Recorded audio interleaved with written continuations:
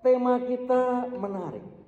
Mari kita baca bersama. 1, 2, dan 3. Menjadi agen pemulihan dan pembaruan bagi bangsa. Kalau dikatakan agen kayaknya kurang keren. Karena bisa dikatakan agen telur, agen koran, agen obat.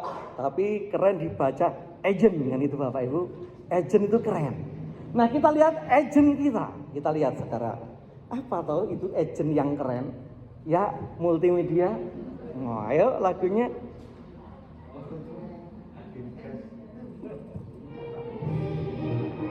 Oke.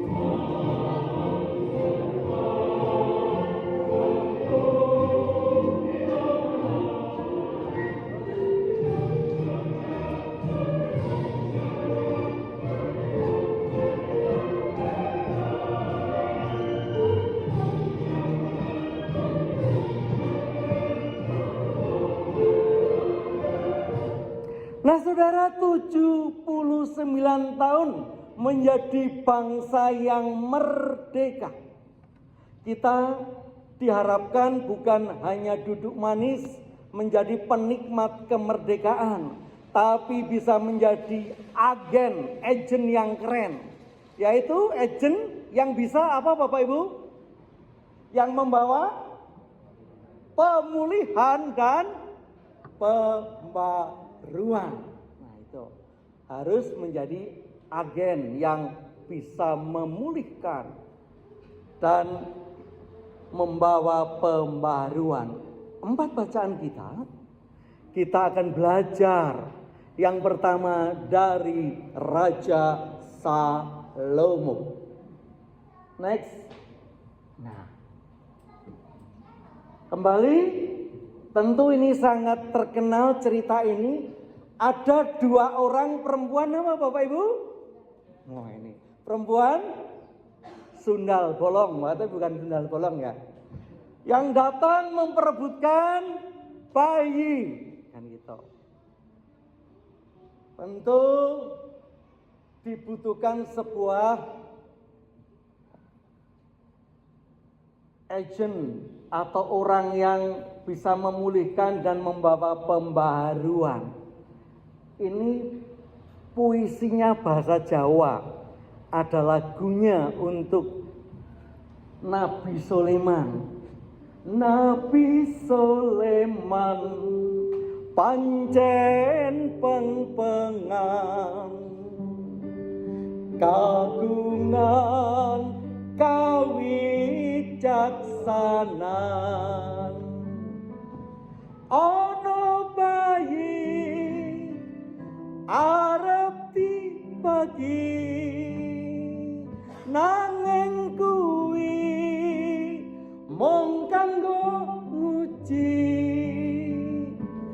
sing endi ibune asli. Saudara, ternyata walaupun informasi itu langsung dari pelaku, informasi dari pihak pertama yang menyatakan bayinya itu bayi mereka, tetapi tentu dibutuhkan sebuah hikmat kebijaksanaan. Saya tulis di situ adaptasi sisi. Sisi itu bukan mengeluarkan lendir dari hidung Bapak Ibu. Itu influenza. Sisi itu dari singkatan situasi dan kondisi. Ada sebuah teori belajar di dalam psikologi belajar yang mengatakan orang pinter Itu bukan orang yang banyak baca buku lalu menjawab saat ujian. Tidak. Orang pinter itu ketika diterjunkan di dalam konteks, situasi dan kondisi, maka dia harus bisa beradaptasi dengan cepat, lalu memberi solusi, sehingga menjadi agen yang bisa memulihkan dan memperbarui. Tentu secara logika bayi satu biar jadi dua ya dibagi. Tapi ini ora umum ya kan. Tetapi ketika orang emosional, ketika orang ingin mencari kemenangan apapun dengan menghalalkan segala cara, kadang-kadang orang lupa di mana kemerdekaan untuk menghadirkan potensi-potensi diri dihilangkan. Hati nurani yang diberi Tuhan harus dimerdekakan dari tekanan ekonomi. Membaca kondisi yang terjadi, nggak mungkin seorang ibu kandung akan merelakan anaknya untuk dibagi. Walaupun dari segi logika karena supaya adil. Itulah kemerdekaan. Ketika kemerdekaan itu membuat bangsa ini tidak bisa beradaptasi situasi dan kondisi, maka seringkali kita masih dijajah dengan aspek-aspek kehidupan yang ternyata tidak memerdekakan. Teknologi komunikasi sekarang canggih. Artinya kita juga cerdas untuk memframing, untuk menelaah supaya tidak mudah terprovokasi. Jangan-jangan itu berita hoax.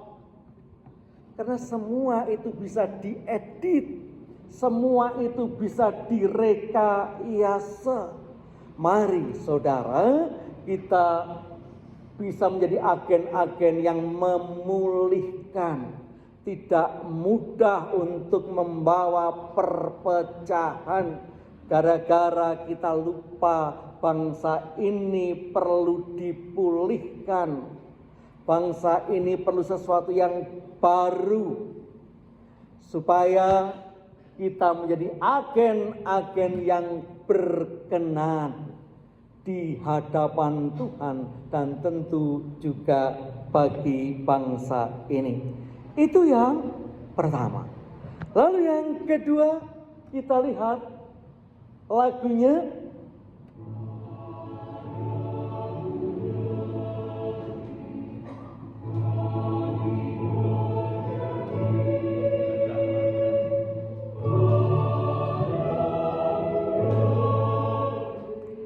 Multimedia bisa digedekkan tulisannya. Wah, itu dari Mazmur, tulisannya apa itu? Mazmur Daud. Ya, atasnya ada lagi di bawah kan itu. Ditarik bawah bisa nggak itu? Itu di situ adalah nasar. Coba kalau yang bawa Alkitab itu adalah sebuah nasar raja. Nasar itu atas, bukan nasar pendangdut. Nasar itu apa ya? Apa itu? Janji. Nadar dan janji. Nah, bicara janji, mari kita baca. Aku 1, 2, 3. Aku hendak bernyanyi tidak kelihatan. Ya, aku akan menyanyi. Ada di ini di kidung, ada di liturgi. Aku apa, Bapak Ibu? Ya. Aku hendak menyanyikan kasih, setia dan hukum. Aku hendak bermazmur bagi Tuhan. Ini sebuah nasar pemimpin seperti gambarnya Gajah Mada. Mengucapkan sumpah apa? Palapa. Apa isinya?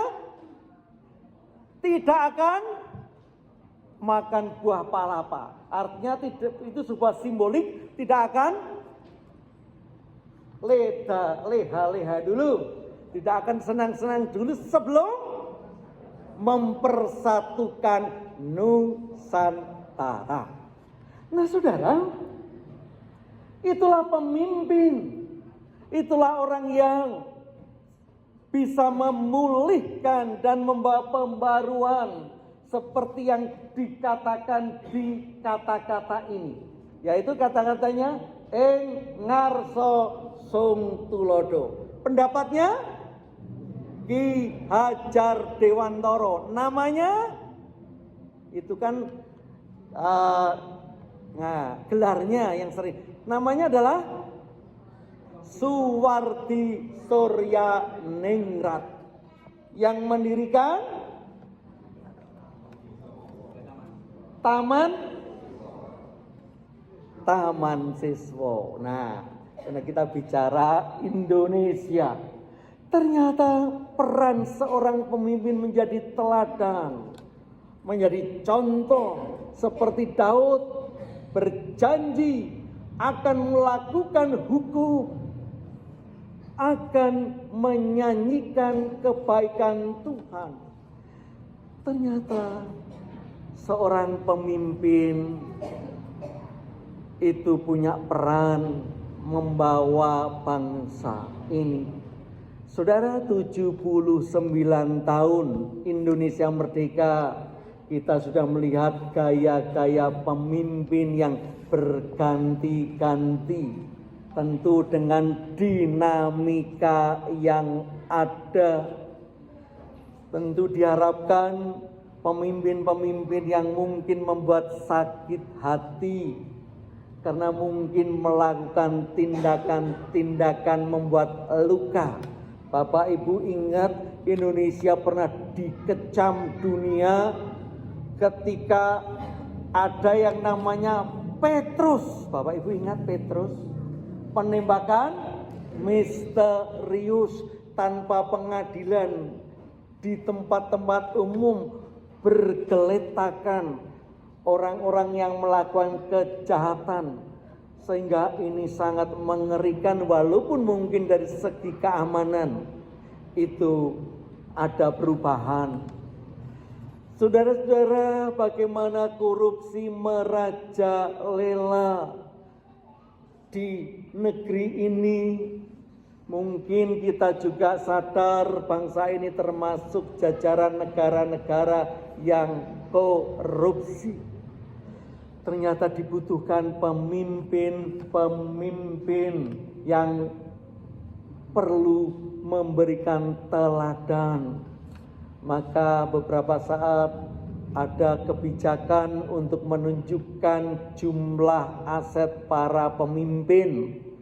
Beberapa saat lalu pernah diumumkan, nggak tahu ataukah sekarang masih ada, karena pemimpin-pemimpin negeri ini ternyata asetnya luar biasa.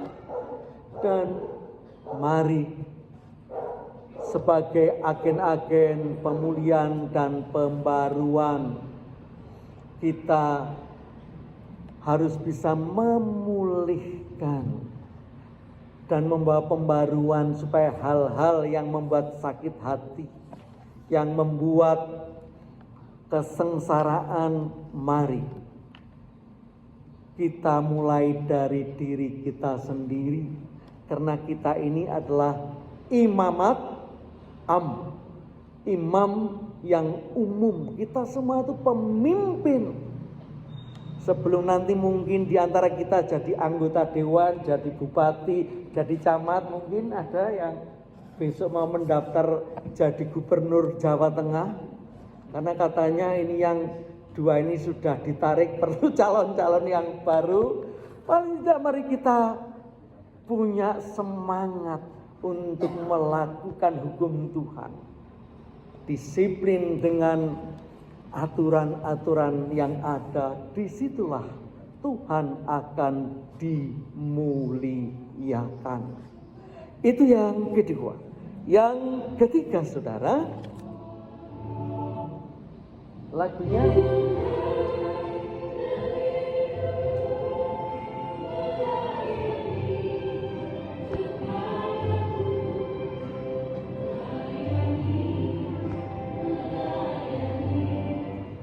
mari kita lihat yang ketiga, apa yang dikatakan oleh Petrus. Kita baca 1, 2, 3. Hiduplah sebagai orang merdeka dan bukan seperti mereka yang menyalahgunakan kemerdekaan itu untuk menyelubungi kejahatan-kejahatan mereka. Tetapi hiduplah sebagai hamba Allah. Saudara, ada kata yang menarik dari perjanjian lama menuju perjanjian baru. Yang pertama adalah hamba. Daulos, budak. Tetapi ketika bergeser ke perjanjian baru menjadi pelayan. Menjadi pelayan, karena ini agak memanusiakan. Karena kalau hamba dalam bahasa Jawa itu lebih dikatakan apa ya, hamba itu? Batur, ada lagi yang lebih mendarat lagi, jongos. Oh, bayangkan, jongos. Padahal yang batur ditambah lagi, kalau budak itu batur tukon. Jadi sudah dibeli, mau diapa-apakan terserah. Nah, tetapi sisi positif yang diambil oleh Alkitab adalah bentuk penyerahan diri dan ketaatan untuk tuannya. Untuk tuannya. Nah, yang dimaksud untuk tuannya oleh Yakobus, tuannya adalah Allah. Yang dimaksud adalah Allah yang tadi di Mazmur, yang akan dinyanyikan dan dilakukan hukum-hukumnya. Nah, saudara, kemerdekaan bukan berarti merdeka tanpa batas. Ketika merdeka, maka harus membawa pemulihan dan pembaruan, di mana Allah itu tetap menjadi orientasi, di mana Allah yang penuh cinta kasih, yang penuh keadilan itu harus diejawantahkan di dalam kehidupan. Tentu kehidupan berbangsa dan bernegara ada banyak dinamika. Contoh yang paling sederhana, kalau dulu ketika ada tanah itu dijadikan milik negara untuk kepentingan umum, maka dikatakan ganti rugi, karena memang diganti terus rugi. Kalau sekarang sudah ada pergeseran, namanya ganti untung. Nah, itu artinya ada sebuah pembaruan, pemulihan, bahwa bukan untuk kepentingan partai. Jadi ada istilah petugas partai. Bukan untuk kepentingan golongan mayoritas, minoritas. Karena kalau sudah merasa mayoritas, maka itu harus tunduk, kalau tidak takut didemo. Tapi gema itu masih kelihatan. Bukan mengatasnamakan keadilan dan kebaikan Tuhan, tapi masih tunduk kepada kekuatan-kekuatan dunia, kekuatan-kekuatan lembaga. Dan itulah perjalanan 79 tahun bangsa ini. Tapi kita tidak usah berkecil hati. Tuhan tetap menyuarakan itu. menjadi agen-agen pemulihan dan pembaruan. Jadi semakin merdeka bukan semakin luka, merdeka bukan semakin merajalela, yang kaya semakin kaya, yang tidak kaya semakin rekasa. Tetapi mari kita pulihkan. Dan yang terakhir,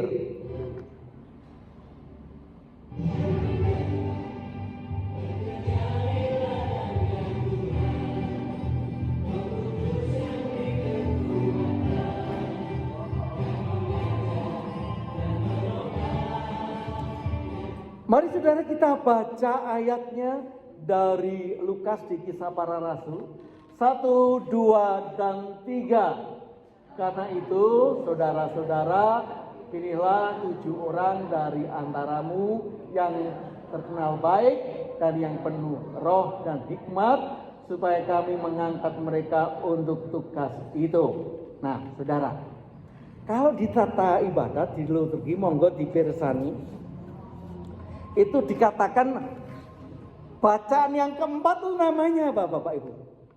Bacaan yang keempat. Kan pertama mesti bacaan pertama dari Perjanjian Lama, yang kedua itu tanggapan dari Mazmur, ketiga dari surat para rasul, dan yang terakhir Injil. Nah, Injilnya dari para rasul. Nah, menarik. Saya pikir ini kayaknya kesengajaan. Seringkali orang terjebak pada hal-hal yang lama.